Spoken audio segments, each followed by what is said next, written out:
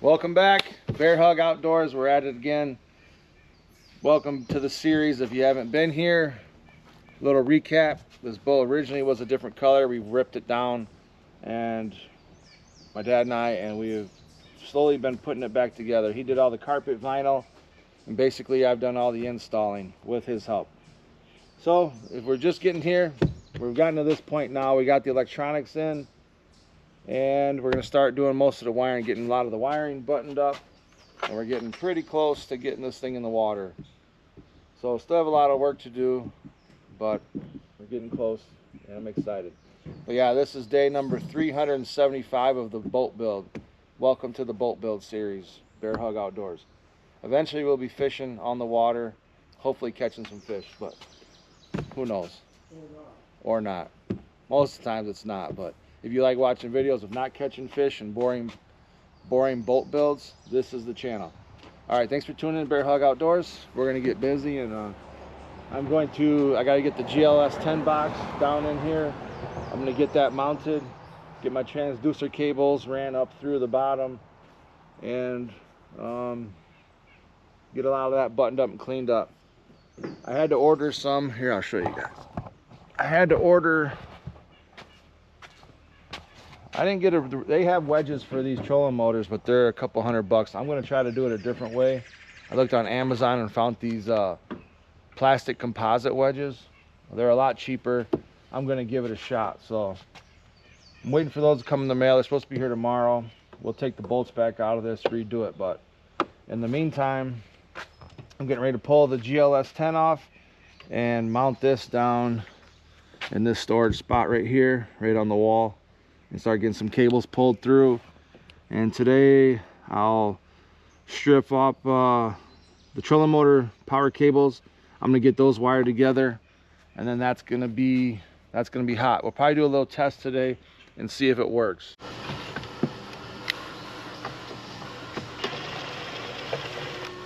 Get this pulled off. This will probably be the last time I use this anyways. This winter I think I'm gonna get a different stand for the live scope here. Get a different mounting unit. This is a disaster. Well, I broke down the Garmin when I bought the ice fishing bundle, so I'm gonna put it in the boat. This is actually the first time I ever put the, oh, that's not true. I put the live scope in my other little boat, but I didn't actually mount it. I just kept it in the bag. So I'm gonna actually permanently mount it until winter time, then I'll take it back out because I don't have another live scope. Unless somebody wants to donate another one to me, then I won't have to take this one in and out in the winter. That'd be nice, because we're really running out of spots to mount anything. I'm gonna mount the GLS 10 Garmin box right here. I'm gonna mount it right on that wall, right on the face of that bracket right there. And then I'll be able to run the cords down underneath and up around the front of the bow. So it's probably better to have them cables down for water, I guess. But it's pretty protected right there. That's true. That's a better plan.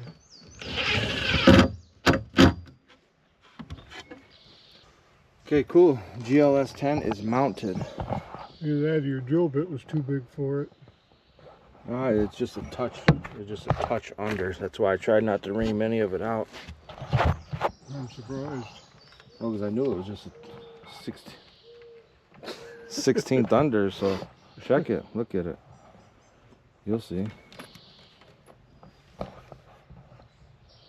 Probably like a 16th. No, it's about 16th bigger. No, it's not. If it was bigger, screws would fall out. Put it up there. I did look. That's why I used it. That's close. I don't know if you guys have seen any of the other videos I've made about these connectors right here, but these are pretty nice. I like these a lot. They actually have the solder in the middle, and it's a shrink wrap sleeve, so you get the best of both worlds. Instead of just using just a connector, you can obviously get the shrink wrap and the solder at the same time, which I'm a big fan of solder. I mean, crimping them and everything, it all works the same, to each your own. The thing with these is I have noticed some of them, the solder has not melted as good as some other ones. I've had to redo them, but for the most part they've worked really well. We'll let those cool off and then I'll do a little tug test. Good. I always make sure I do the little tug test on them to make sure got a good connection. And then once I know I got a good connection, I still throw just a little wrap of electrical tape around them, just for one, in case I melted one a little too far and I got wire exposed, it'll cover that up.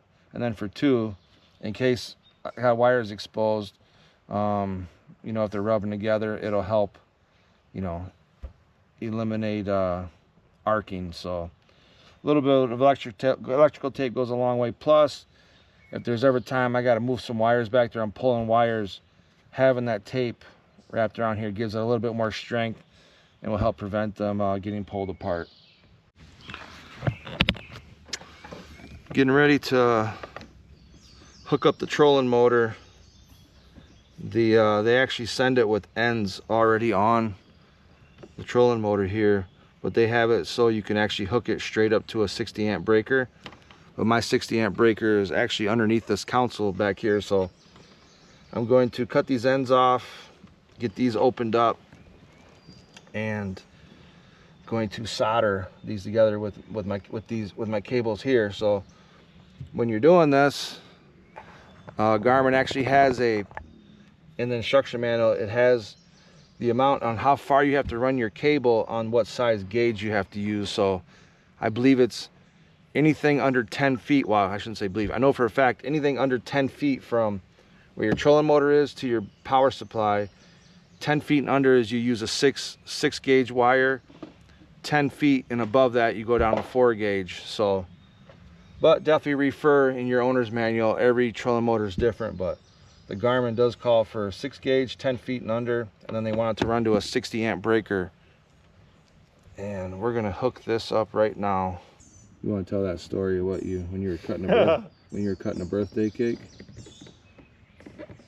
How you decided to push down on a frozen ice cream cake with a knife and then you sliced your whole hand? What's your hand look like now when you did that? Frozen ice cream cake probably 20 years ago. Oh, it was like 40 years ago. No, it was like 25 years ago. I was probably like 25 years ago. I don't know whose birthday it was, but we were at his friend's shop and they had gotten a Dairy Queen ice cream cake. And he had both hands on a butcher knife trying to stab down into it. Hand slipped right down on the blade. Blah. Cut his tendons on his hand, on his fingers. Blood everywhere. Is disgusting. I don't know. I don't remember. Probably. No. I don't think I've missed many cakes in my life. Little delay in the game on hooking up the trolling motor. I made the executive decision and sent my dad into town, have him go get me a couple good 6 gauge connectors for the trolling motor. So he's gonna head in there, get a couple of them for me. So in the meantime, I'm gonna fall back in here underneath the driver's console and I'm gonna start hooking up some of this stuff here. Start hooking up the electronics from the front. I gotta put ends on battery cables or ends on the power leads. This one here is my Garmin. I gotta get the Humminbird hooked up. Little recap for those guys who haven't been here. I'm running 3 lead batteries. One of these is for, well, I got these 2 wired together. I got 2 batteries in there. One of them's a cranking battery. Then I have another big one like that one right there. Those are actually wired together, and those are going to be running everything else in the boat, like the bilge pump, the LED lights that we put in here. These lights here, I got 12 of them in here, and I'll be running the graphs. So I got most of that hooked up. I got my bus bars right here, so I'm gonna start stripping this stuff, getting some connectors put on here, and start getting some of that stuff mounted. The 3 lead batteries that we have in here, I'll just show you what's back here. So there's 2 more batteries back here. I put in a blue C on-off switch right there. Gotta get these wires cleaned up, but that's what we got going on there. And then for the front, for the trolling motor part of it, if you guys are new to the channel, I'll just show you a quick little recap. I got one Dakota Lithium 12 volt 135 amp hour battery here, gonna be charged by the Dakota Lithium charger. Then right inside here I got 2 more of the same battery. So that's my setup, running 36 volts for the Garmin. So yeah, I got the 60 amp breaker right there, and then I put my on-off switch, the 1 position blue C switch right here for the trolling motor. The trolling motor itself does have its own on-off, but I like to be able to shut the battery, shut everything down so there's no power going to it whatsoever, just in case maybe a button gets tapped and leave it on and drains it down. But yeah, so this way I won't even have to get down here and crawl under. I can just open here, shut my system down, and then here's my plug-in for the charger as well. Everything's going to be right in there, easily accessible. Tug test. These are the smallest connectors I got. What I like about these though is these are actually shrink wrap connectors, but I don't know if they're going to shrink down quite that small. That's a pretty tiny wire. Well, we'll get it close. Whatever we can't shrink down all the way, I'll just tape it. Not too concerned. Yeah, not bad. It actually did shrink down. Really big fan of these any connectors that you can get the shrink wrap in them. I'm a big fan of it. It just saves a step. I know it can't get any much more boring than this, but stick with me. Eventually I will be getting on the water, and we're gonna catch some fish. We're gonna try to catch some fish. We're gonna catch some bass. We're gonna catch some pike. We're gonna catch some walleye. We're gonna do a little bit of everything. So I got a couple tips and tricks I can show you. Not too many, but if you guys stick with me, we're definitely gonna get fishing. So if you're not a subscriber of the channel, would appreciate it if you subscribe and like. I mean, if you don't, that's cool too, but yeah, it'd be pretty cool. Get a couple subscribers. I need to do this a little bit more often to try to get my subscriber count up, but the problem is I actually do have a full-time job. Sometimes it's hard to get out and make a lot of videos, but okay, that's the Humminbird, the Helix 9 hooked up, got power to it, hooking up to the bus bar. So if you guys don't know how a bus bar works, is whether you're running 12 volt or 24 volt or whatever, running in series or parallel, you can run, instead of stacking all of your stuff, all of your graphs and pumps and all that, instead of running them, stacking them all in your terminals, you just come off of your battery, wire them to these things. They're called a bus bar, and they have, I don't know if you guys see it the side, but, and then they have all these numerous amount of screws. How many? 1 2 3 4 5 6 7, so 14 different spots there that you can put negatives on this bus bar here. So that's quite a few. I don't know if I'd stack that many on, but yeah, so instead of, it's a lot better than stacking on top of your terminals. They say that could make a terminal hot, and it could have potential for fire when you have everything stacked like that. So that's how you do it. Just run right off your battery, positive negative, to a red and black positive negative bus bar, and you hook all your other stuff up like that. I'm gonna hook up all these other ones in here. I won't bore you guys with that, and then we'll get on to the next project. We got the Garmin hooked up to the bus bar. That's my Garmin power supply. Top here is the Humminbird power supply. So that's hooked up there. Now what I have to do, which I wish I would have done it before I did all this, I need to tap in to the light right here, to the light power supply here, and I need to run this off, chain this off to a switch. I got a little issue, you guys.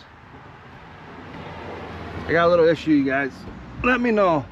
I don't claim to be an electrician or a wiring pro. I got a pretty good idea, but here's my problem. I'm wiring up just these little LED lights. They don't take a very big wire. They actually came with, I don't know, what is that, 14 gauge? 12 or 14 gauge, but I'm all out. And I need to run a piece from here about 3 feet that way. And all I have left is this, I believe this is number 10. I believe this is 10. Yeah. All I have left is this 10 wire. I got a whole roll of positive and negative. You think it's gonna make that big a deal if I just run 3 feet of this up to a switch with a little breaker with a little fuse on it, inline fuse? I don't think it's that big a deal. I mean, this is probably 14 gauge, but I need to run 3 feet of, I'm all out of wire except for this thicker 10 gauge I got here. Let me know. Is that going to be a problem or what? All it's doing is running 10 of these LED lights, and I just need to run a couple of feet up to a switch. Alright, major setback. Oh, I just realized I wired this wrong. I got the blue C switch in the back, and instead of bringing the positive off of the switch back there, I actually ran like a dummy. I ran both a positive and negative over here to the bus bar, so that made that hot right away.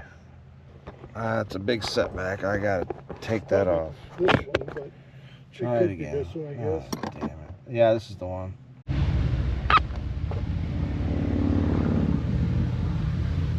Actually gotta fish this wire through.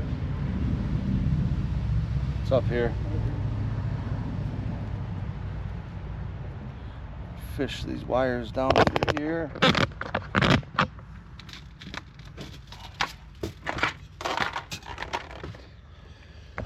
Fish them right down through this backside, then come around the backside of this wall, and that way I can hook up to the battery.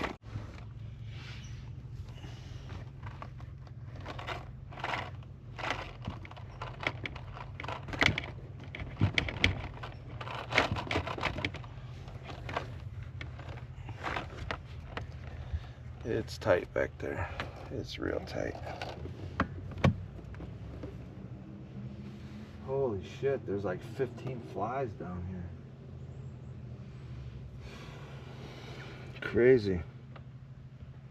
Definitely gonna torch that switch. Yep.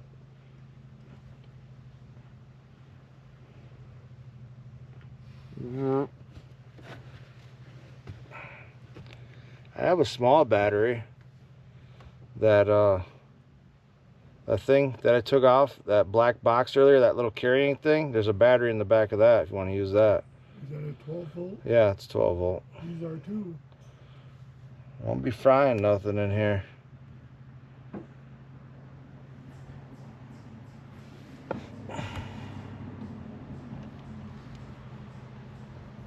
Okay.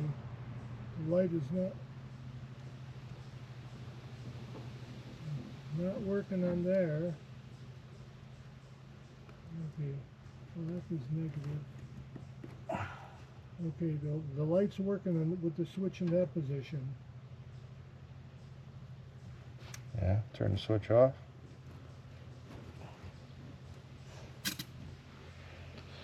You just smoked it. No, that's backwards.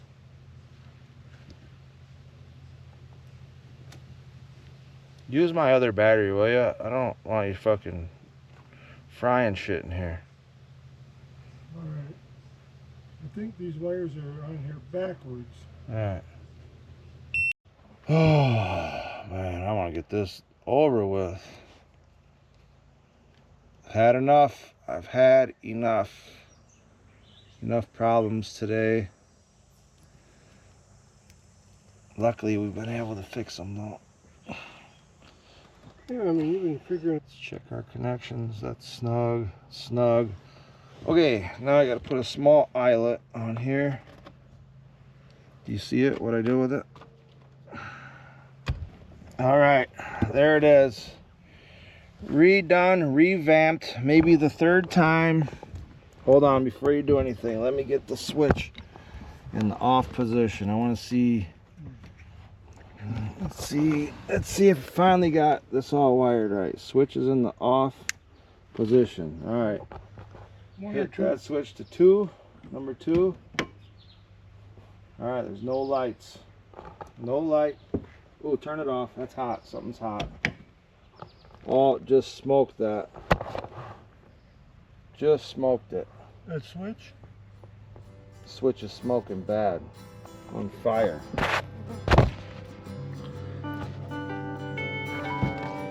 Alright, well that's it for today. Thanks for tuning in to Bear Hug Outdoors. We had a lot of electrical issues, but we got 95% of them figured out, thankfully, but we're still dealing with one more electrical issue, the lighting, trying to get the switch to work. Something's going on with the switch, but we'll get her dialed in. We got that figured out. We got a lot of that done there. Thanks for tuning in. I appreciate you guys watching Bear Hug Outdoors. My battery's about to die, so until next time, peace.